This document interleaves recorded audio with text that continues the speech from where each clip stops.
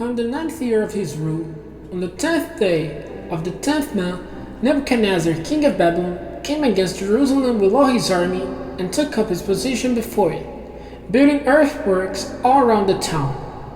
And the town was shut in by their forces to the 11th year of King Zedekiah. Now on the 9th day of the 4th month, the store of food in the town was almost gone, so that there was no food for the people of the land. So an opening was made in the wall of the town, and all the men of war went in flight by night through the doorway between the two walls, which was by the king's garden. Now the Chaldeans were stationed around the town, and the king went by the way of the Arabah. But the Chaldeans' army went after the king, and overtook him in the lowlands of Jericho, and all his army went in flight from him in every direction. And they made the king a prisoner and took him up to the king of Babylon at Riblah to be judged. And they put the sons of Zedekiah to death before his eyes. And then they put out his eyes, and chaining him with iron bands, took him to Babylon. Now in the 5th month, on the 7th day of the month, in the 19th year of Nebuchadnezzar king of Babylon, Nebuzaradan, the captain of the armed men, a servant of the king of Babylon, came to Jerusalem. And he had the house of the Lord and the king's house, and all the houses of Jerusalem, even every great house, burned with fire. And the walls round Jerusalem were broken down by the Chaldeans' army which was with the captain. And the rest of the people who were still in the town, and all those who had given themselves up to the king of Babylon, and all the rest of the workmen, Nebuzaradan, the captain of the armed men, took away as prisoners. But he let the poorest of the land go and live in there, to take care of the vines and the fields. And the brass pillars in the house of the Lord, and the wheel blazes, and the great brass water vessel in the house of the Lord were broken up by the Chaldeans, who took the brass to Babylon. And the pots and the spades, and the scissors for the lights and the spoons, and all the brass vessels used in the Lord's house they took away.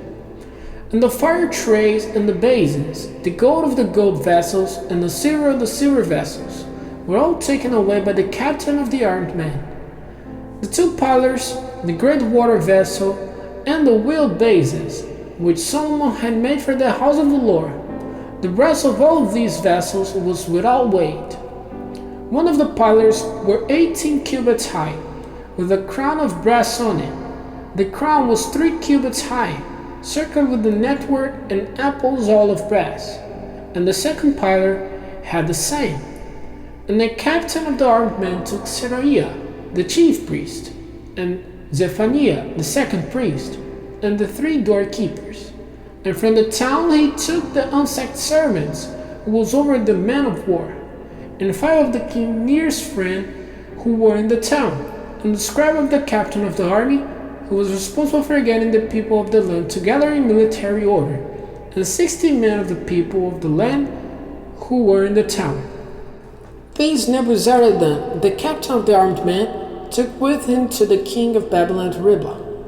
And the king of Babylon put them to death at Riblah in the land of Hamath. So Judah was taken away prisoner for his land. As for the people who were still living in the land of Judah, whom Nebuchadnezzar king of Babylon did not take away, he made Gedaliah the son of Ahikam, the son of Shaphan, ruler over them. When the captain of the armed forces, hearing that the king of Babylon had made Gedaliah ruler, came with their men to Gedaliah at Mizpah.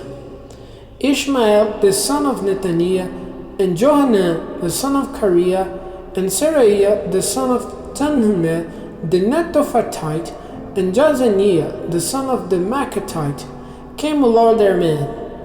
Then Gedaliah gave this oath to them and their men, saying, Have no fear because of the servants of Chaldeans.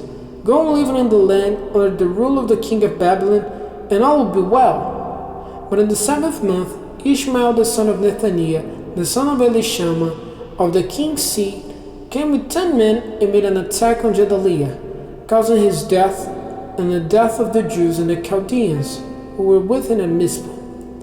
Then all the people, small and great, and the captain of the forces, got up and went away to Egypt for fear of the Chaldeans. And in the 37th year after Jehoiakim, king of Judah, had been taken prisoner, in the 12th month, on the 27th day of the month, Evil-Merodach, king of Babylon, in the first year of his rule, took Jehoiakim, king of Judah, out of prison, and sent kind words to him, and put his seat higher than his seats of the other kings who were with him in Babylon. And his prison clothing was changed, and he was a guest at the king's table every day for the rest of his life. And for his food, the king gave him a regular amount every day for the rest of his life.